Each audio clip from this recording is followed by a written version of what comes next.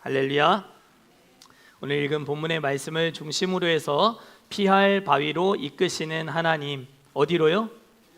피할 바위로 이끄시는 하나님이라는 제목으로 하나님 말씀 증거하도록 하겠습니다. 하나님께서 우리 조국 대한민국을 불쌍히 여겨주셔서 한국전쟁 발발한 지도 어느덧 76주년이 되었지만 또다시 전쟁의 아픔과 또 고통 속에 우리를 고아와 같이 내버려 두지 않으시고 오늘의 이 빛나는 발전과 성장을 이루게 해 주신 줄 믿습니다. 모든 것이 다 하나님의 은혜임을 고백합니다. 2차 세계대전이 종전한 지도 약 80년 세월이 지났습니다. 그런데 세계대전 이후에 수많은 후진국들, 제국주의의 식민지 역할을 맡았던 많은 개발도상국들, 어려운 나라들이 참 많이 있었는데 그 많은 어려운 나라들 가운데서 이렇게 빠른 속도로 강대국 대열의 라인에 합류한 나라는 역사적으로도 우리 대한민국이 유일합니다. 세계 그 어느 나라도 전쟁의 상처와 식민지의 처참한 수준에서 이렇게 빠른 속도로 반등에 성공한 나라가 없습니다. 그렇죠? 1950년 6월 25일부터 1953년 7월 27일까지 1129일이라고 하는 긴 전쟁의 아픔 속에 인명 피해만 국군 62만 명, 유엔군 16만 명, 북한군 93만 명, 중공군 100만 명, 민간인 약 250만 명, 이재민 370만 명, 전쟁 미망인 30만 명, 전쟁 고아 10만 명, 이산가족 1000만 명 등 당시 남북한 인구 총합이 약 3천만 정도 되었는데 그 가운데 절반이 넘는 1900만 명이 넘는 많은 인명피해가, 크고 작은 인명피해가 입은 것으로 추산하고 있습니다. 조금 더 과장해서 한반도에 포탄이 떨어지지 않은 지역이 없다라고 말할 수 있을 정도로 쑥대밭이 되고만 대한민국의 이 경제적인 피해 역시 이루 말로 설명할 수 없는 처참한 수준이었습니다. 이렇듯 가히 상상할 수 없는 엄청난 고통과 어려움 속에서도 국난을 극복해온 우리 조국 대한민국은 진정 그 애국가 가사에도 실려 있듯이 하나님이 보호하사 우리나라 만세인 줄 믿습니다. 우리나라를 오늘까지 지켜주신 하나님께 우리가 영광의 큰 박수 한번 올려드리면 좋겠습니다.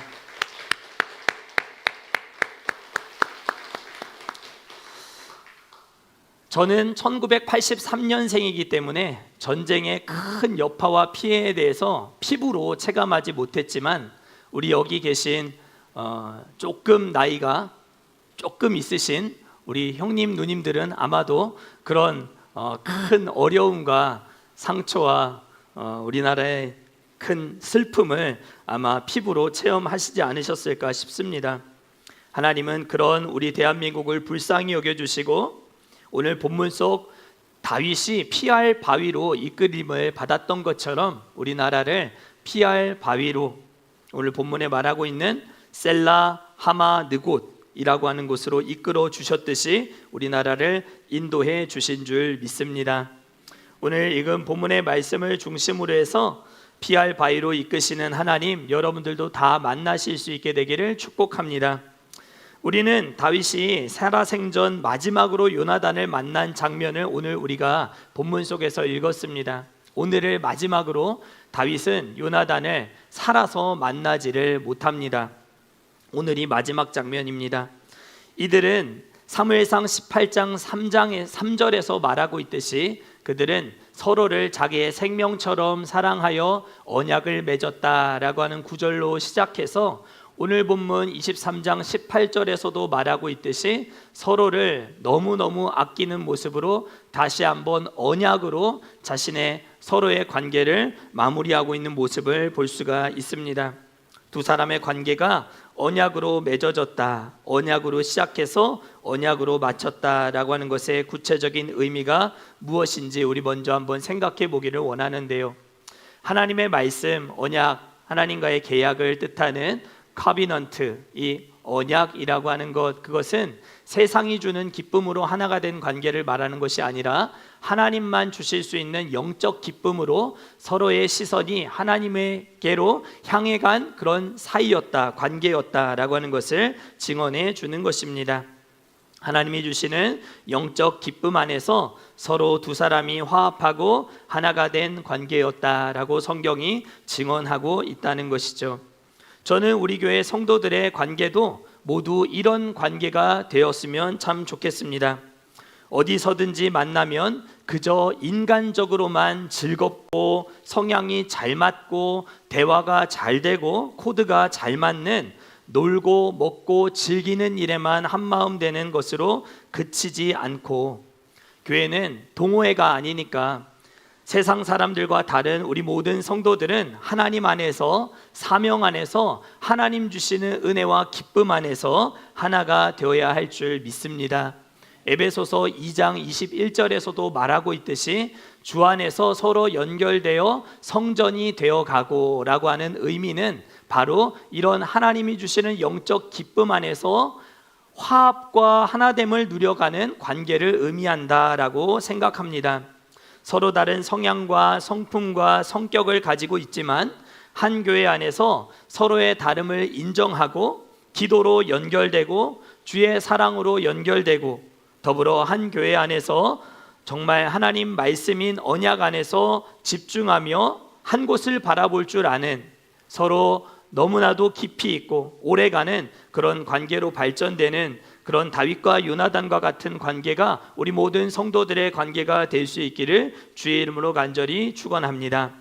그래서 우리는 서로의 다름에 집중하지 말고 사명에 집중하는 관계, 언약에 집중하는 관계, 우리 모두가 될 수 있기를 소망합니다. 다윗과 요나단의 나이 차이는 이미 앞서 말씀드린 바와 같이 학자들은 최소 10살 이상이 났을 것이다 라고 말합니다.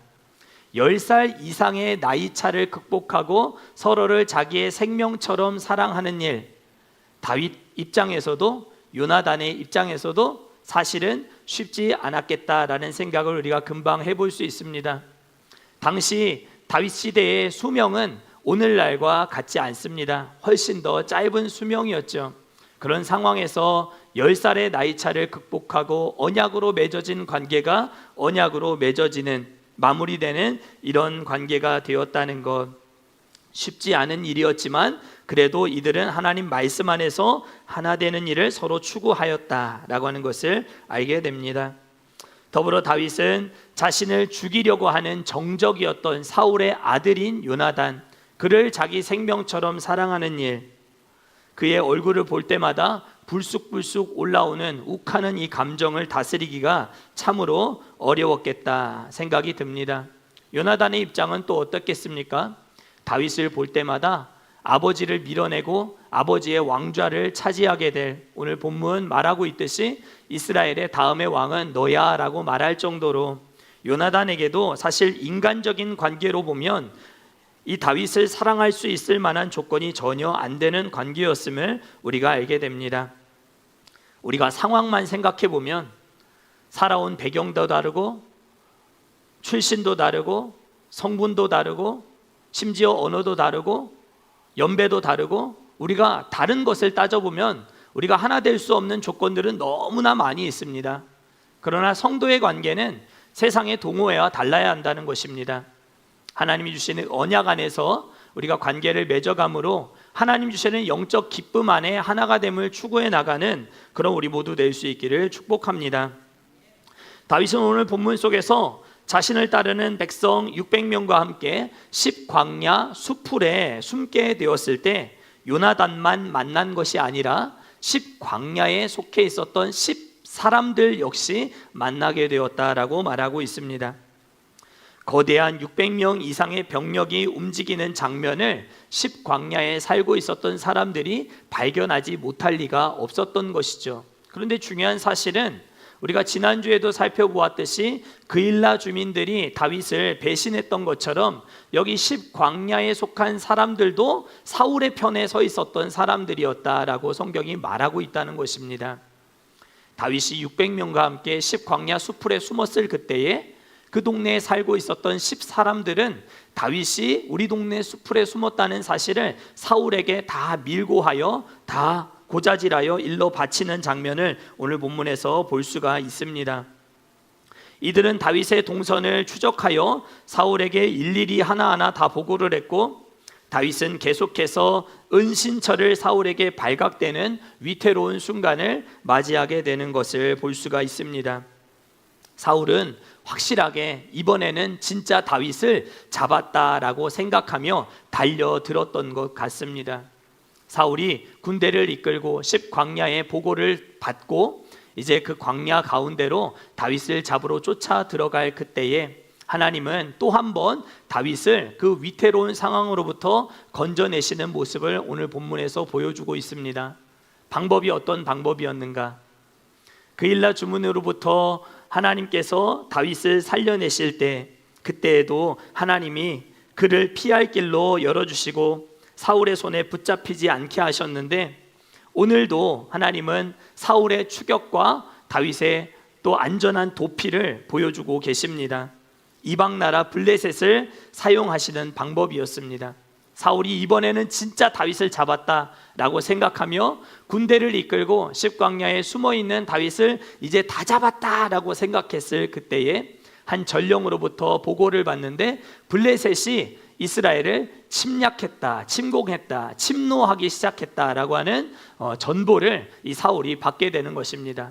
다윗을 다 잡았다라고 생각했던 이 순간 블레셋의 군대를 일으키셔서 이스라엘을 위태롭게 만드시는 방법으로 사울이 다윗을 잡는 일에 집중하지 못하게 만드시는 하나님의 이 따뜻한 섭리를 우리는 본문 속에서 또 보게 된다라는 것이죠.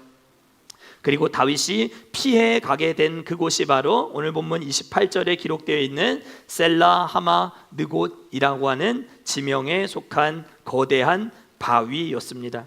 셀라 하마 느곳, 그곳은 히브리어로 분리된 바위라고 하는 뜻입니다. 분리된 바위. 무엇으로부터 분리가 된 것인가? 사울의 군대로부터 분리가 된 것이다 라고 학자들은 설명합니다. 그곳에서부터 바울은 하나님의 피난처 되심을 고백하며 큰 바위로 안전한 곳으로 인도하시는 주님을 경험하게 된 것입니다. 하나님은 우리를 악한 자들로부터 격리하여 보호하시고 지키시는 분이시다라고 성경이 말씀하고 있습니다. 요한일서 5장 18절 말씀도 이렇게 기록되어 있습니다. 하나님께로부터 나신 자가 그를 지키심에 악한 자가 그를 만지지도 못하느니라. 아멘. 하나님은 성도를 악한 자들로부터, 악한 자의 손으로부터 분리시키고 격리하셔서 지키시고 보호하시는 하나님이신 것을 여러분들도 고백하실 수 있게 되기를 축복합니다. 하나님은 큰 바위 및 안전한 그곳으로 다윗과 그의 백성들을 불러내셔서 건지시고 살려주셨습니다. 아마도 이곳에서 불렀던 다윗의 노래가 시편 18편이 아니었을까라는 상상도 해보게 됩니다. 우리 시편 18편 한번 찾아 읽어보실까요? 시편 18편 1절부터 3절까지 말씀만 우리가 함께 같이 읽어보면 좋겠습니다. 시편 18편 1절부터 3절 말씀, 이 셀라 하마 느곳이라고 하는 분리의 바위 위에서 불렀던 다윗의 노래 함께 읽어보실까요? 시작. 나의 힘이 되신 여호와여, 내가 주를 사랑하니이다. 여호와는 나의 반석이시요 나의 요새시요 나를 건지시는 이시요 나의 하나님이시요 내가 그 안에 피할 나의 바위이시요 나의 방패시요 나의 구원의 뿌리시요 나의 산성이시로다. 내가 찬송받으실 여호와께 아뢰니니 내 원수들에게서 구원을 얻으리로다. 아멘. 다윗의 인생에 지금 굉장히 도피를 거듭하게 되는, 추격을 받고 있는 이 안타깝고 가슴 아픈 상황들이, 지옥 같은 시간들이 다윗의 인생에 펼쳐지고 있지만, 오늘 우리가 읽은 시편 18편에서도 우리가 확인해 볼 수 있듯이 나로 안전한 그곳으로, 나의 구원의 뿌리 되시고 산성이 되시고 요새가 되시고 나의 피할 바위가 되어주시고 나의 방패가 되어주신다라고 고백하며 찬송이 되시는 하나님 앞에 노래하고 있는 이 다윗의 모습. 사랑하는 성도 여러분, 여러분들의 지난 3일의 시간은 어떠한 시간들이셨습니까? 하나님 앞에 감사와 기쁨으로 채워나가는 그런 시간들이셨습니까? 아니면 찬송을 잃어버린 시간들로 불평과 불만으로 시간을 허비하지는 않으셨습니까? 하나님은 우리를 분리의 바위 및 안전한 그곳으로 우리의 영혼을 숨기시는 좋으신 하나님이신 줄 믿으실 수 있기를 축복합니다. 하나님은 우리의 인생을 당신의 피할 바위로 가장 안전한 피난처로 이끄신 하나님이십니다. 경기도 성남의 선한목자교회에 담임하시고 은퇴하신 유기성 목사님, 여러분들 아마 잘 아실 텐데요. 목사님은 3대째 목회자 가정에 자라나셨습니다.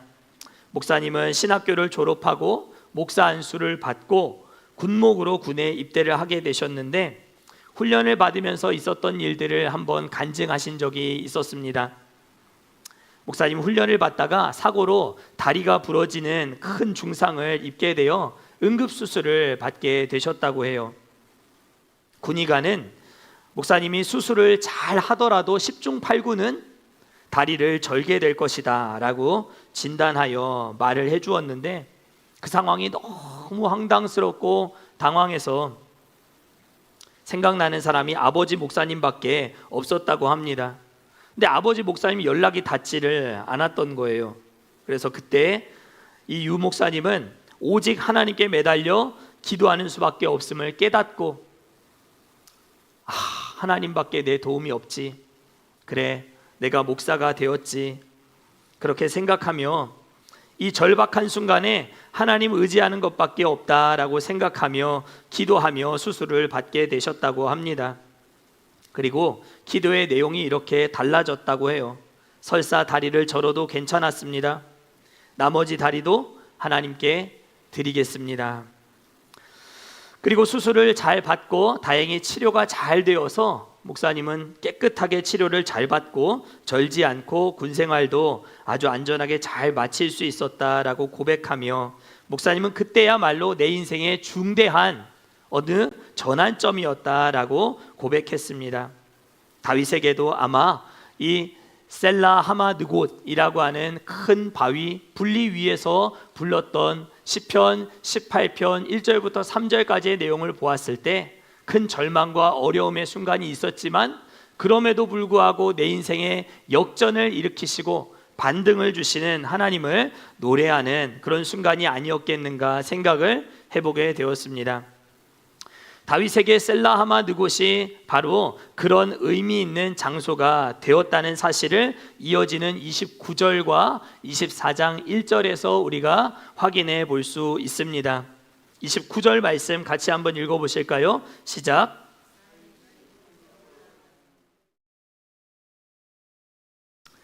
다윗이 올라가서 머물게 된 장소, 셀라 하마느곳이라고 하는 곳을 통과하여 가게 된 엔게디, 그곳이 어디라고 표현되어 있습니까? 엔게디 요새라고 표현되어 있는 것을 볼 수 있습니다.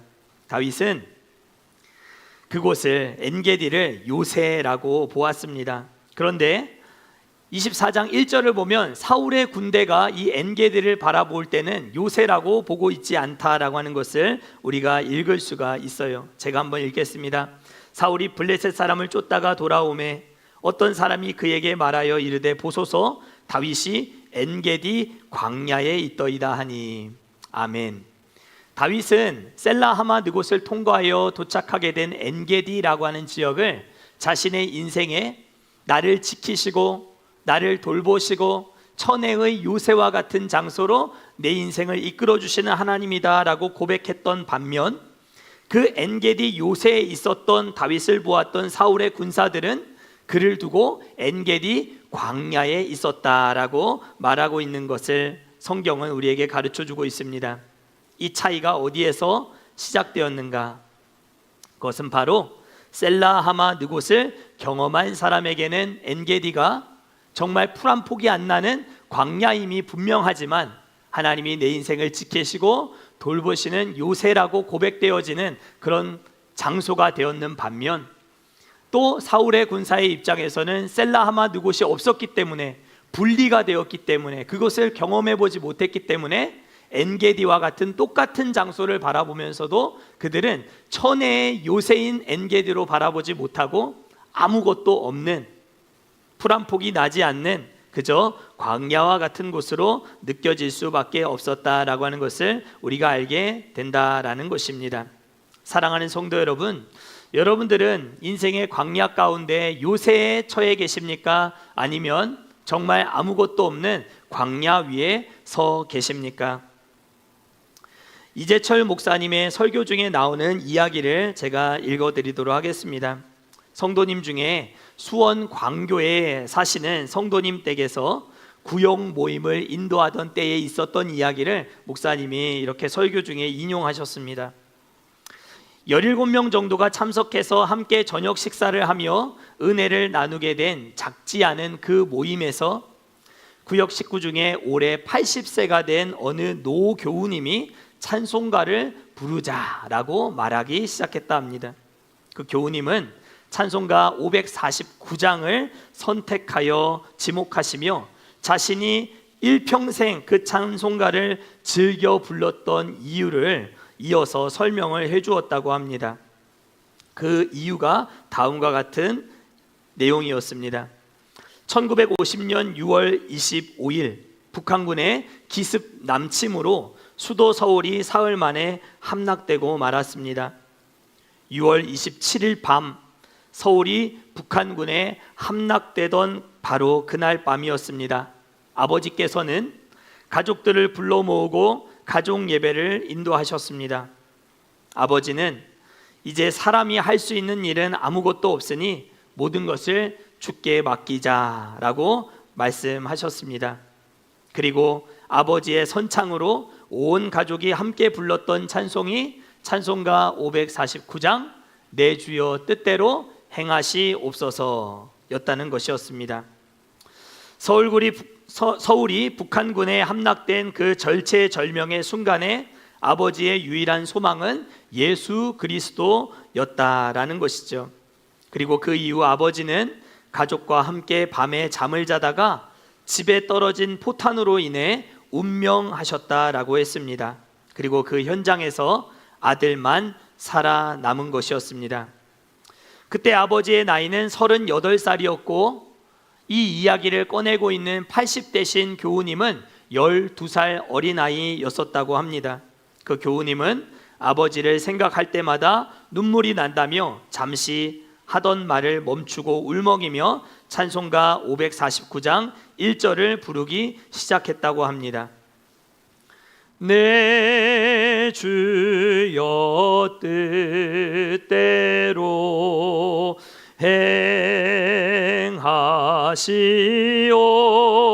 행하시옵소서. 온 몸과 영혼을 다 주께 드리니 이 세상 고락간 주 인도하시고 날 주관하셔서 뜻대로 하소서. 아멘. 이 찬송을 불렀다라는 것이죠. 그 교우님은 80년 인생을 살아오는 동안 때로 자신의 삶이 정상 궤도에서 떨어져 이탈하려고 할 때마다 내 주여 뜻대로 행하시옵소서라고 가정 예배를 인도하시던 아버지의 그 모습을 떠올리고 탈선을 하려고 할 때마다 주께로 돌이킬 수 있었던 그 의미가 바로 그 찬송가에 있었다라고 고백했습니다. 그리고 그분은 나는 그런 아버지의 아들인 것이 감사하고 또한 자랑스럽다라는 고백까지 했다고 합니다. 80세의 아들이 38살의 청년 아버지를 그리워했던 이유는 그 젊은 아버지가 세상의 부귀영화보다 더 귀한 예수 그리스도께 매여 살 수 있는 쇠사슬을 제공해 주었기 때문이다라고 이 목사님은 해석하셨습니다. 저도 똑같이 그런 해석을 여러분들에게 드리고 싶습니다. 다윗의 쫓고 쫓기는 계속 추격을 당하고 있는 위태로운 상황 속에 셀라 하마 느곳 분리의 바위로 인도하셔서 그곳에서 찬송을 부르며 하나님의 인도하심을 경험하게 해주신 그것은 내 주여 뜻대로 행하시옵소서 똑같은 노래를 부르며 1950년 6월 27일 그날 밤에 가정예배 현장 속에 하나님의 임재가 있었던 그것과 똑같은 의미였다라고 생각합니다. 고린도후서 11장에서 우리가 피해야 할 그 바위가 바로 예수 그리스도다라고 성경이 말씀하고 있습니다. 우리의 인생에 피할 바위, 유일한 요새는 오직 예수 그리스도 한 분밖에 없는 줄 믿습니다. 광야와 같은 우리의 인생 가운데 요새가 되시는 우리 주님을 바라보며 광야 같은 인생을 요새로 바꿔나가는 복된 삶을 살아가는 우리 모든 성도님들 다 되실 수 있기를 주의 이름으로 간절히 축원합니다.